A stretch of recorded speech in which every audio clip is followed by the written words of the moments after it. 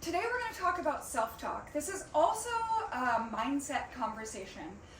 There are a lot of things in training that are talked about really, really often. How you hold the bar, how you move the bar, your absolute strength, progressive overload, so on and so forth. They're all physical. And very often we don't talk about the emotional or the mental aspects of training.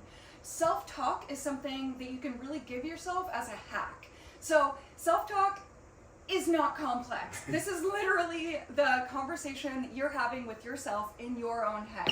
So like, if you think about it, the coach that you talk to the most is the voice inside of your own head. Not to sound a little bit insane here, but it's just the way that it is, yeah, right? No matter where you go to lift, there you are. Exactly. So. And so I try to actually think about it more like I'm coaching somebody else in my own head. Mm-hmm.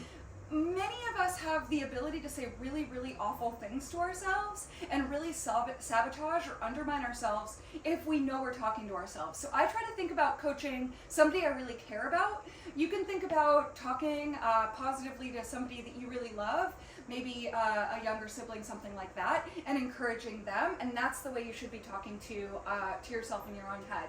And that might take different versions, right? Because like, it's possible that this person that you love responds better to, get the fuck out there, go, let's go. And it's possible that that person responds better to, okay, you know what, we got this. So find what works for you in your own head and talk to yourself that way. Yeah, and like, I think all really good points. And like, I think you kind of pointed to this, that like, it's an evolving relationship over time, right? Like, which sounds like you're having a relationship with yourself over time that, which are, in some camps, that's a certain level of mental instability, but in here it's really, really healthy. It's really important. And like, that can change, right? Like, there are times where you will, in your head, you know, you find a cue that works and works and works, and like, it's that cue every single time, and it's a technical cue. And there's some times where it's like, my overall excitement level is too low. I need amp up, amp up, amp up, and like, it changes and it varies, and like, as you develop and practice it, then you get this tool set of like, what you need for what circumstance. And I think of like, what tool am I gonna grab from my belt to help myself get through this hard technical thing, or this big scary lift, or this big set, or whatever it is. And self-talk is a really valuable, powerful tool in that regard.